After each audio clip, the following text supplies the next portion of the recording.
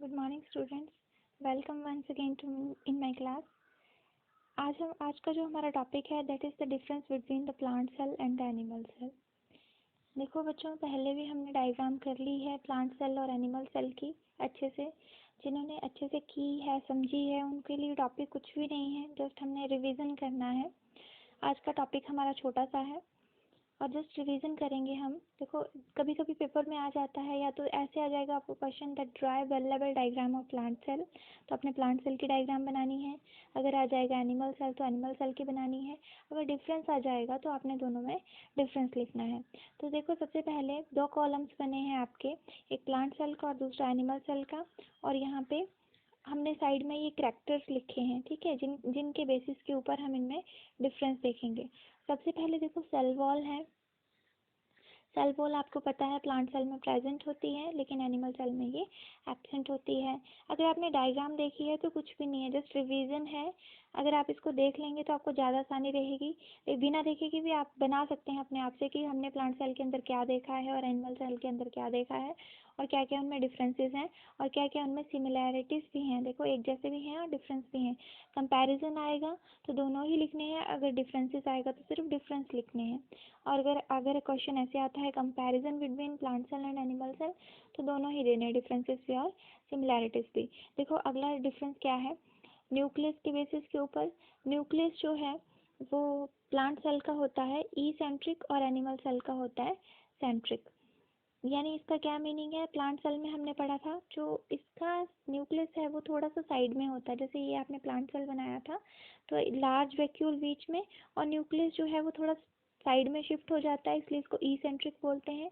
और animal cell में ये सेंटर में होता है, ठीक है, सेंटर यहीं से बनाना शुरू करते हैं, सेंटर में ही होता है ये, तो इसको हम सेंट्रिक बोलते हैं। ये डिफरेंस है दोनों में।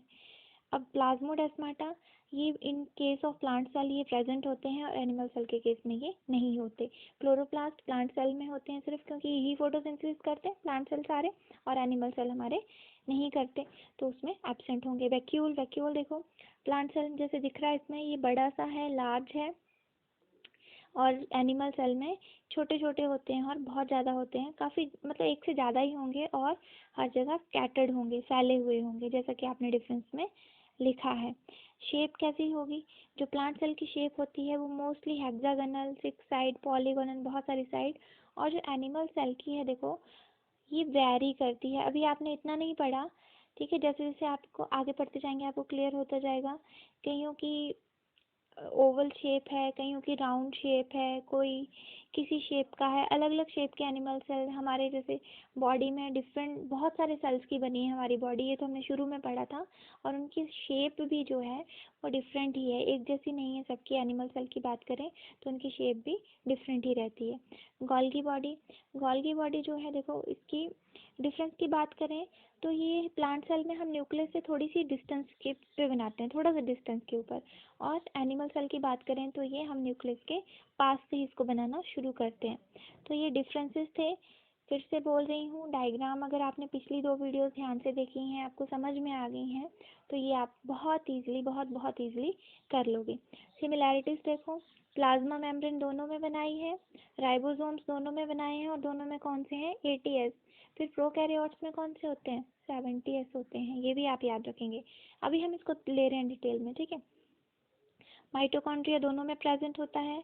माइक्रोट्यूब्यूल्स और माइक्रोफिलामेंट्स ये भी दोनों में प्रेजेंट होते हैं, जो क्या करते हैं, सेल को शेप देके रखते हैं। गोल्गी बॉडी दोनों में प्रेजेंट होती है, ठीक है। डिफरेंस भी पढ़ लिया इसने, away from the nucleus and near the nucleus, लेकिन दोनों में ये प्रेजेंट होती है, और पोलैरिटी भी इसकी एक जैसी होती है। पोलैरिटी मैंने बताई थी, convex side towards the nuclear membrane and concave side towards the plasma membrane. Endoplasmic reticulum दोनों में प्रेजेंट है, स्मूथ और रफ, दोनों में प्रेजेंट होते हैं, स्मूथ और रफ। देखिए नेक्स्ट टॉपिक, ये आपने देख लेना ध्यान से। नेक्स्ट टॉपिक पे ऊपर हम आते हैं, वो है हमारा छोटा सा टॉपिक है, दैट इज अबाउट राइबोसोम्स, ठीक है। ये हम फर्स्ट सेल ऑर्गेनेली ले रहे हैं, कोशिकांग फर्स्ट राइबोसोम हम ले रहे हैं। देखो, इसकी कोई स्ट्रक्चर नहीं है इसका, बेसिकली अब आपको +1 में इसका स्ट्रक्चर नहीं है। मेन है इसका फंक्शन क्या है, और ये दो टाइप्स का होता है। जो राइबोसोम है वो दो टाइप्स का होता है, एक 70S और दूसरा 80S। 70s के जो राइबोसोम्स होते हैं, राइबोसोम्स, ठीक है, आपने 10th में भी पढ़ा होगा ये जो 70s के होते हैं वो प्रोकैरियोट्स में होते हैं, जो पिछले साल पढ़ा हमने बैक्टीरिया वाला, और 80s जो होते हैं वो यूकैरियोट्स में होते हैं, जो अभी आपने पढ़े प्लांट और एनिमल सेल, उनमें 80s का होता है। अब इसको ये दो तरह का होता है इसमें 70s, देखो इसको दो सब यूनिट्स में डिवाइड किया गया है, एक लार्जर और दूसरी स्मॉलर। इसी तरह से 80s को भी डिवाइड किया गया है, एक लार्जर और दूसरी स्मॉलर। तो इसमें कौन सी होगी लार्जर स्मॉलर, आपको ऐसे याद रखनी है। 70 कौन सी होगी 50-30, और 80 वाली कौन सी होगी 60 और 40। ठीक है, तो इसमें बड़ी सब यूनिट लार्जर वाली ये आ गई, और छोटी 30, और इसमें बड़ी कौन सी 60 और इसमें 40। एक चीज़ आप याद रखें, क्वेश्चन आपके माइंड में है कि ये दोनों एडिशन नहीं है, ठीक है, 50 और 30 तो 80 हो जाएगा ना, और 60 + 40 100 हो जाएगा, लेकिन ये इसके एडिशन नहीं है, ये है इसका एस। एस किसको बोलते हैं, हम यहाँ पे एस लिखा हुआ है, एस किसको बोलते हैं, सेडबर्ग कॉफिशिएंट इसको बोलते हैं।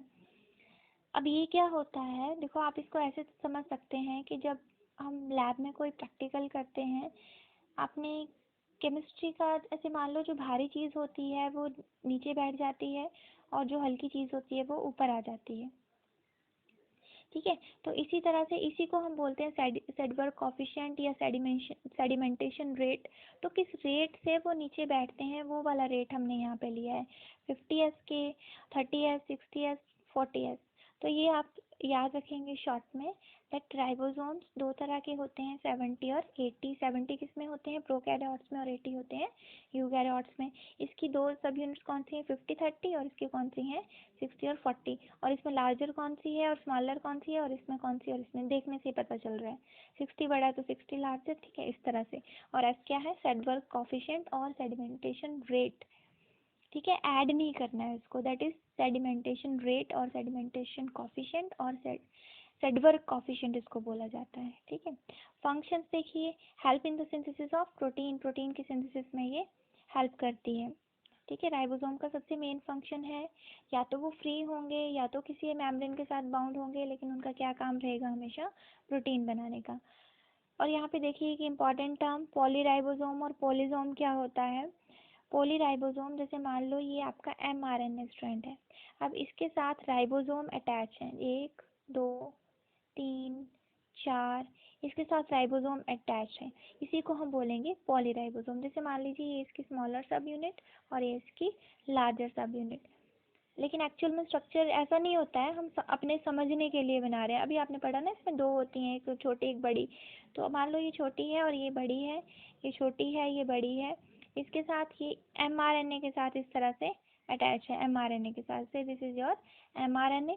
तो इसी को हम बोलते हैं पॉलीराइबोसोम और पॉलीसोम। जैसे कि डेफिनेशन में लिखा गया है, राइबोसोम में attach to a single mRNA to form a chain are called polyribosome. अब ये mRNA क्या चीज़ है, इसको भी हम आगे देखेंगे, और ये चीज़ जो अभी नहीं देखते इसको, ठीक है, ये स्टार लगा दिया मैंने, ये +2 के लिए भी इम्पॉर्टेंट है, +2 में आप इसको पढ़ेंगे बहुत ज़्यादा। यहाँ पे हमने राइबोसोम के साथ थोड़ा सा पढ़ लिया, +2 में भी हमें ये पढ़ना ही है, ठीक है।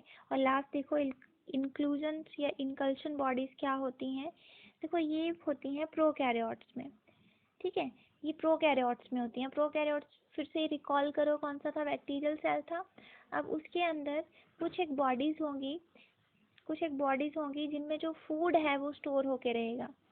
जैसे हमारी बॉडी में फूड स्टोर करके रहता है, वैसे ही बैक्टीरिया की बॉडी के अंदर या प्रोकैरियोट है उनकी बॉडी के अंदर फूड जो है वो स्टोर होके रहेगा, उसी को हम बोलेंगे इनकल्शन बॉडीज। तो क्या लिखा है, reserve food in prokaryote cells are stored in the cytoplasm and lies free in the cytoplasm, ठीक है, stored in the cytoplasm and lies free in the site. जैसे फॉस्फेट ग्रेन्यूल्स हो गए, ग्लाइकोजन ग्रेन्यूल्स हो गए, तो जितने भी ग्रेन्यूल्स है वो कैसे आ जाएंगे, these are the inclusion bodies. Okay, तो आज का टॉपिक इतना ही था, तो ये आपने देख लेना है। पिछला आपने पढ़ा है तो ये आपके लिए कुछ भी नहीं है। देखो पिछला जो आपने पढ़ा है, that is difference between the plant cell का स्ट्रक्चर क्लियर है, एनिमल सेल का क्लियर है, तो डिफरेंस भी क्लियर है और सिमिलैरिटीज भी क्लियर है, इसमें कोई शक नहीं, ठीक है। अब आगे हम यहाँ से स्टार्ट कर रहे हैं अपने चैप्टर को। दैट इज इसका सेकंड पार्ट जो है वो शुरू हो गया चैप्टर का। चैप्टर वही है, सेल स्ट्रक्चर एंड फंक्शन, ठीक है। राइबोसोम्स और सबसे पहले हमने लिया राइबोसोम्स को, दोनों में प्रेजेंट होती हैं, प्रोकैरियोट्स में भी और यूकैरियोट्स में भी। प्रोकैरियोट्स में है 70S और यूकैरियोट्स में है 80S। और इसकी जो लार्जेस्ट सब यूनिट है 50-30, 70 को इसको इसमें 50-30 और 80 में 60-40। देखने से ही पता चल रहा है जो 50 इज द लार्जेस्ट सब unit and 30 is the smaller, and in case of 80 है 60 इज द लार्जेस्ट सब unit and 40 is the smaller सब यूनिट। फंक्शन बहुत बहुत इंपॉर्टेंट है, आप याद रखेंगे। Help in the protein synthesis, protein की सिंथेसिस में ये हेल्प करता है। आगे पॉलीराइबोसोम टर्म, ये +2 में भी आपको काम आने वाली है बहुत ज़्यादा। और इनकल्सन बॉडीज राइबोसोम्स के अगला वाला, ठीक है।